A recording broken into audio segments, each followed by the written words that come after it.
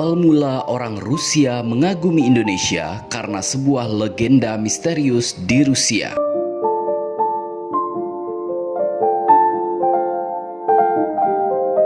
Presiden Vladimir Putin mengungkit mengenai jasa-jasa Rusia atau Uni Soviet terdahulu di saat Putin menyambut kedatangan Presiden Jokowi di Istana Kremlin pada hari Kamis 30 Juni 2022 yang lalu. Saya ingatkan kembali bahwa negara kami membantu Indonesia membangun kenegaraan dan memperkuat posisi Republik Muda di kancah internasional. Begitu ujar Putin dalam kata data. Selain menyinggung bantuan Uni Soviet ketika awal kemerdekaan Indonesia, Putin juga mengungkapkan peran Rusia saat membantu membangun infrastruktur Indonesia. Ketika itu, katanya, Rusia banyak mengirim spesialis, insinyur, dan ahli konstruksi ke Indonesia. Uni Soviet kala itu, jelas Putin, juga berperan dalam membangun infrastruktur transportasi, industri besar, stadion, rumah sakit, dan institusi di Indonesia. Bahkan tambahnya, beberapa bangunan itu masih beroperasi hingga saat ini. Pada kesempatan itu, Putin juga menekankan bahwa Indonesia merupakan salah satu mitra utama Rusia di Asia Pasifik. Rusia akan terus membantu Indonesia membangun kenegaraan dan memperkuat posisi Indonesia di kancah internasional. Hubungan Rusia-Indonesia bersifat konstruktif, saling menguntungkan dan terus berkembang atas dasar tradisi persahabatan dan bantuan timbal balik yang telah berlangsung lama sejak dulu. Begitu ujar Presiden Putin.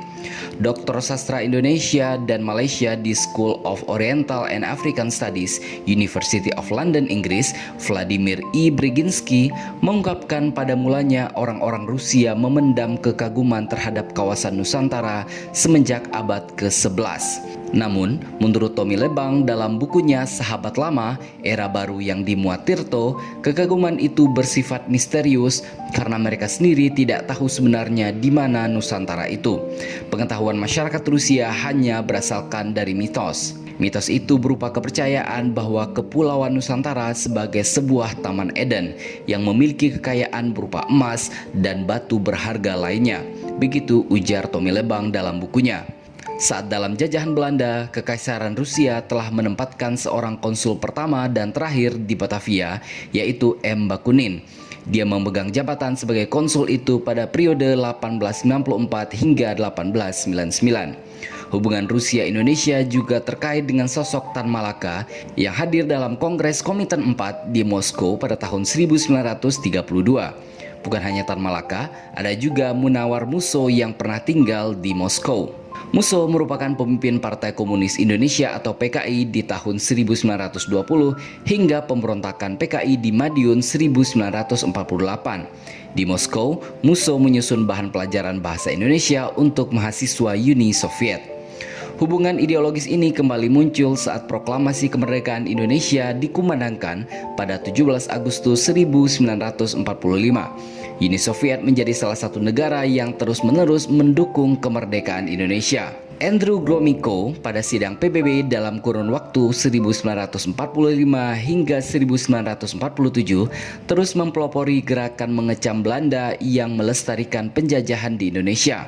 Pers Rusia pun dipenuhi dengan reproduksi berita tentang para pejuang kemerdekaan Indonesia.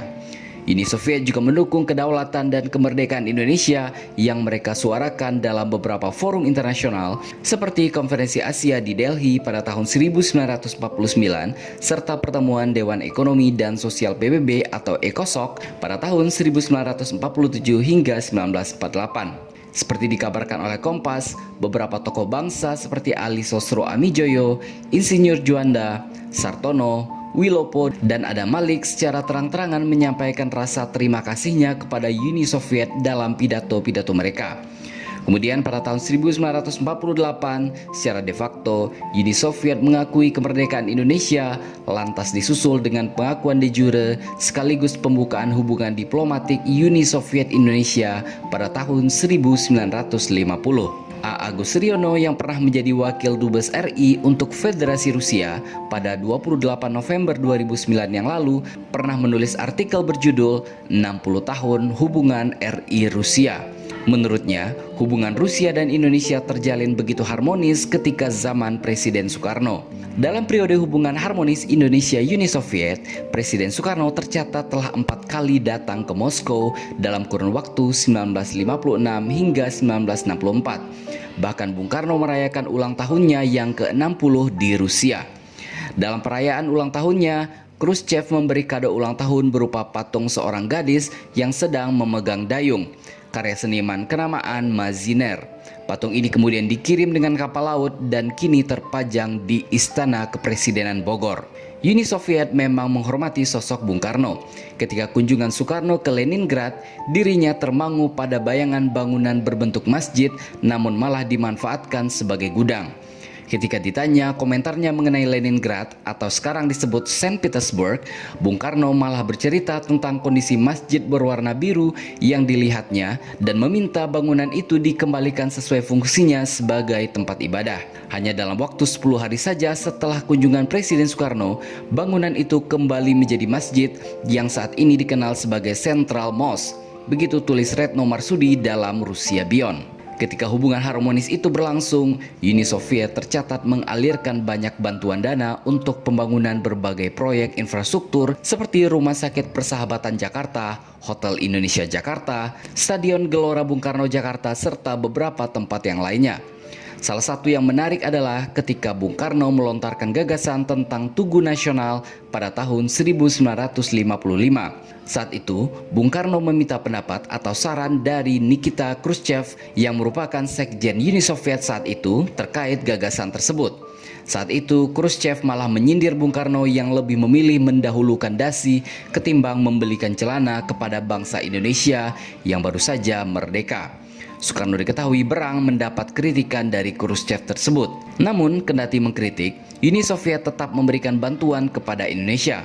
Tidak hanya membangun Tugu Monas, tetapi mereka juga menyumbang pembangunan Stadion GBK dan juga Masjid Istiqlal. Uni Soviet juga diketahui menjadi pemasok utama persenjataan dan peralatan tempur pada era Soekarno, terutama saat Tri Komando Rakyat atau Trikora untuk pembebasan Irian Barat dan Dwi Komando Rakyat atau Dwikora untuk konfrontasi dengan Malaysia. Tercatat, Uni Soviet menggelontorkan uang senilai 600 juta dolar Amerika Serikat kepada Indonesia dalam bentuk kapal penjelajah, destroyer, kapal selam, tank amfibi, dan pesawat tempur MiG. Tak heran, ketika itu Angkatan Laut Indonesia disebut menjadi Angkatan Laut terkuat kedua setelah Tiongkok. Eratnya hubungan bilateral juga tercermin di bidang-bidang lain. Pada tahun 1956, pengiriman pertama kali mahasiswa Indonesia ke Moskow pun dimulai. Dari 7 mahasiswa, 2 diantaranya adalah pekerja film, yakni Sumanjaya dan Ami Priyono. Hingga tahun 1962, tercatat sekitar 700 mahasiswa Indonesia yang belajar di berbagai universitas di Rusia dan sejumlah perwira angkatan laut belajar di Vladivostok dan Leningrad.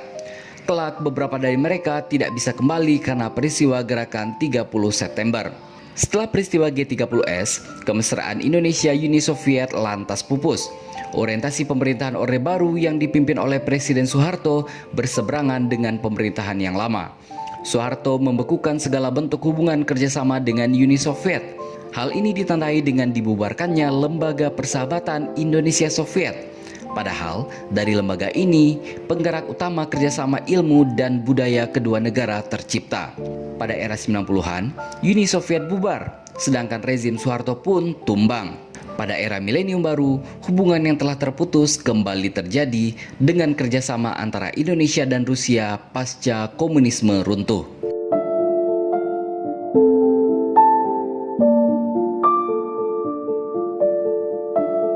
Jadi, di sini kita sudah sedikit tahu kenapa bangsa Rusia adalah hanya segelintir bangsa kulit putih yang notabene adalah bangsa barat yang respek dan sangat suka dengan Indonesia tanpa dibuat-buat dan terlihat lebih tulus dan apa adanya. Karena Indonesia adalah Taman Eden dalam legenda Rusia. Jadi, bagaimana menurut pendapat Anda?